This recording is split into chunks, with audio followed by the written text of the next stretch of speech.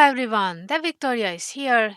In this Conjure SDF tutorial, I'll show you how to model a Rook chess piece using SDF modeling. I chose the Rook because it's a simple shape which makes it a great subject for beginners who are just getting into CSDF workflows. The design is based on a wooden chess set we used to have at home. It has a few decorative details to keep things interesting, but overall, it's a fairly simple model. I've already built a quick version using traditional modeling to use as a reference. Let me show you what it looks like in solid view. Just a heads up, I didn't model the fabric that goes underneath the piece, so we are focusing purely on the wooden part.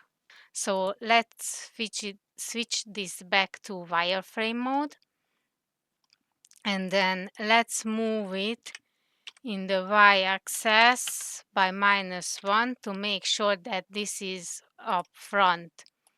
And this is already in 10 times scale because originally this is just around 5 centimeters tall, because this is a very small chess set.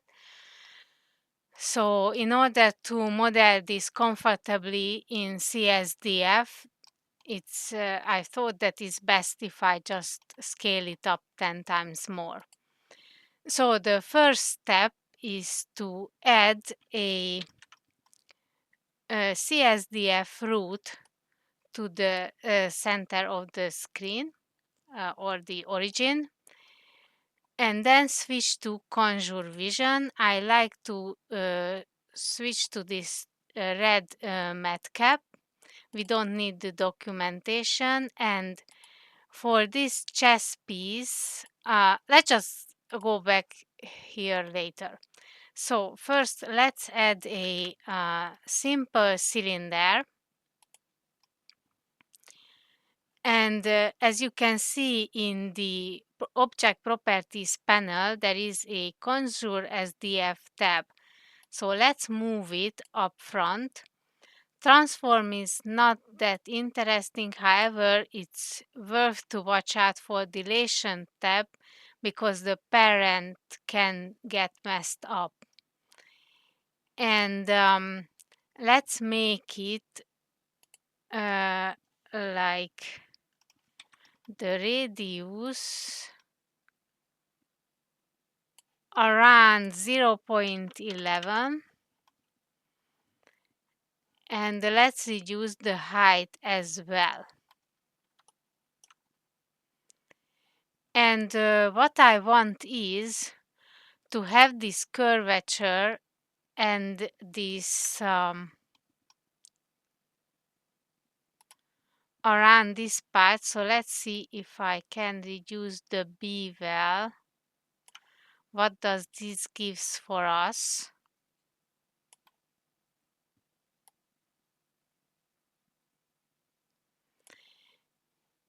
Yes, I reduced the radius a bit. Yeah, I think this bevel gives quite a nice result. Let's increase the size and move it down. So there is a problem with these settings here, and we want the minimum size to be, this is just 1 centimeters, which is not small enough for us because we want this around millimeter precision. And as you can see, this is make sure that the precision that we are seeing the object are more close to what we want, because there are some details that we won't be able to see this. And we might increase this maximum steps because that is going to flatten the cylinder's top and bottom half. And the max distance, I set it to 100 meters, but I think around 3 meters will be enough for us, because even though I scaled this object up, it still is like half meter tall. So yeah, we need some adjustments here. And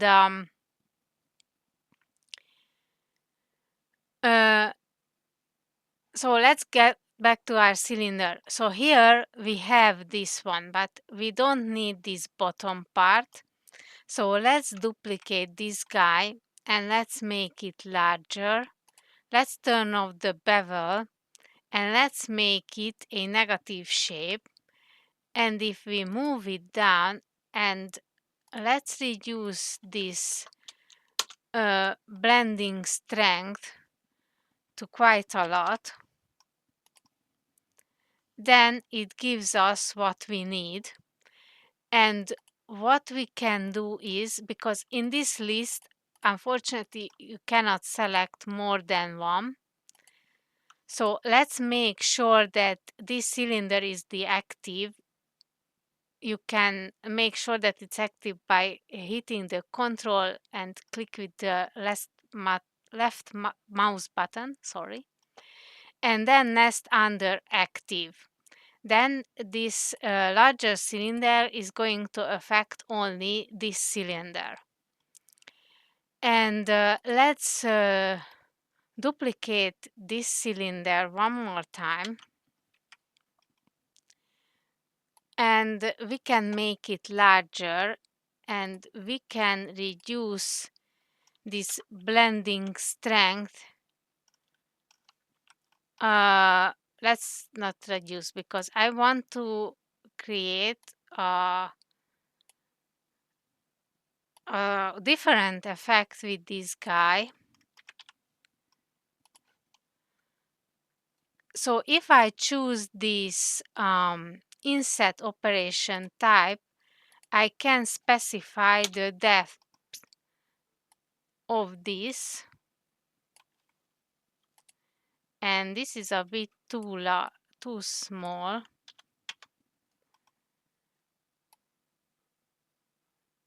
Yeah, let's increase it. Let's make it, let's turn off the bevel, or let's experiment with it. If I can reduce it even more,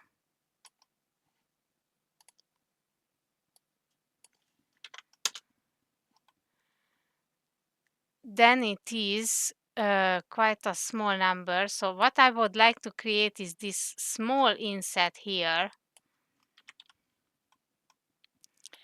And the problem with this, that if I have this bending here, I don't have a control over this, how large this is. You can turn it off. If it bothers you, you can make it like a chamfer. But I cannot make only the up part to be chamfered, or at least easily I cannot make it. So you know what, let's leave it like this, be this rounded shape here. Yeah, this bevel is totally doesn't affect this thing, so let's leave it like this. And let's control click the upper cylinder and let's nest this under this first cylinder that we have started with. Let's turn off this Rook reference selectability. By the way, if you don't have this arrow here, you can toggle these in these restriction toggles here. So let's duplicate this and move this up. And let's use the size. Let's turn off the bevel, because for this we don't need one. And let's turn off this blending strength for now. So let's see what does gives here. And now maybe we can totally reduce it really small amount. And I think I can reduce the size a bit. Okay, now we have to create this curvature. So how can we create that? We need a very large torus to remove these unwanted parts. So you know what, let's use this Shift D and then change it to torus technique, because the beautiful thing about CSDF and generally SDF modeling tools that you can change the primitive types anytime you want. I think I'm going to turn off the bending here, and let's make it the major radius really large and the minor radius really large too. And then let's make it a negative shape. However, we do not want to remove this torus from all of these things. We just want to remove this from the cylinder 3. So let's shift select this torus, but in this case the cylinder is still the active, and choose nest under active. Now let's move around, not the cylinder, the torus. And let's see how does this gives us this shape. It's not quite perfectly what we want, but this is the closest I was able to get. Maybe if I can switch just a touch on the minor and the major radius. Yeah, this might work better. Okay, let's stay with this for now. I think I am okay with this. And yet again, let's shift this cylinder and move it up to the z-axis. And let's reduce the radius of it. And I am not bothered by the top part because I want to give it a nice bevel, and actually this 0.38 is perfectly fine with us because I want to make sure that this bevel is gives us this curvature here. And I think I leave this rounding from this lovely blending value. But we need to remove this top part because we totally don't need it. So let's again shift this cylinder and let's make it bigger, and let's move it up. I turned off the bevel because I don't need this, and let's make it a negative shape. And just for the sake of organization, okay, let's make sure that this is active and nest under active. And let's move it just a little bit more. And now let's shift this negative, oh sorry. Let's select this negative cylinder and let's shift this guy. And let's reduce the radius of it just a bit. And let's move it down. So in this way, this cylinder has a rim. And now let's shift this guy again and increase the radius. However, let's reduce the height. And let's move it down here and again use this inset mode.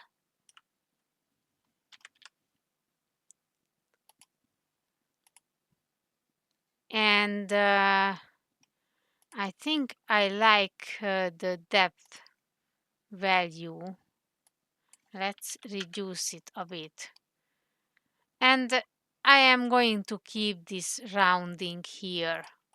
This was the way I was able to model this Rook piece here. Now let's turn off this reference. Now, how can we turn this into a mesh just in case you need it? The CSDF has this mesh high poly menu.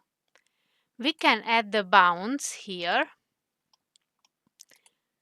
And let's leave it. Let's move this with the G key to until this is very close to the mesh we had created. So let's use the G key again.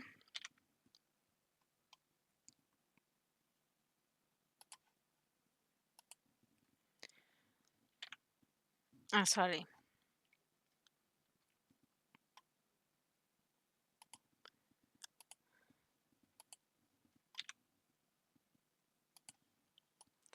So now we have this nice cylinder, these two empties defined a nice cylinder for us. Now go back to the Blender preferences and let's grab the CSDF add-on.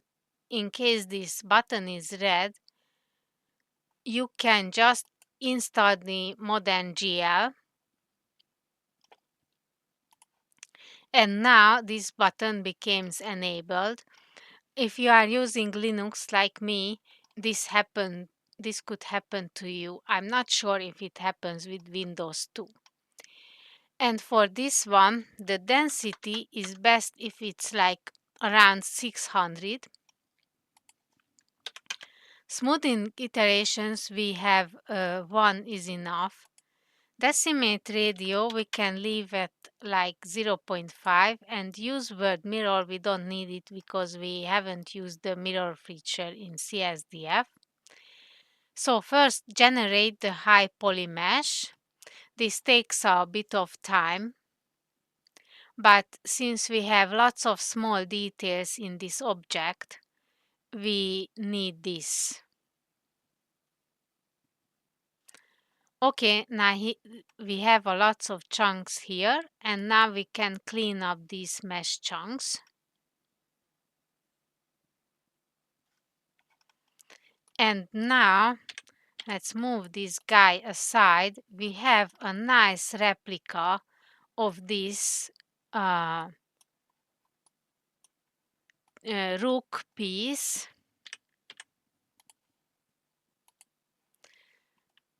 which looks pretty good. If you go to wireframe mode, this is quite a dense mesh. To be honest, I don't have access for the time of the recording any remesher tools that can create a better results. But I put a link in the description below where you can find a video how you can use one of these tools to create a better topology for your mesh. But this is for this tutorial. I hope you have enjoyed it and learned something from it, and see you in the next one. Goodbye for now.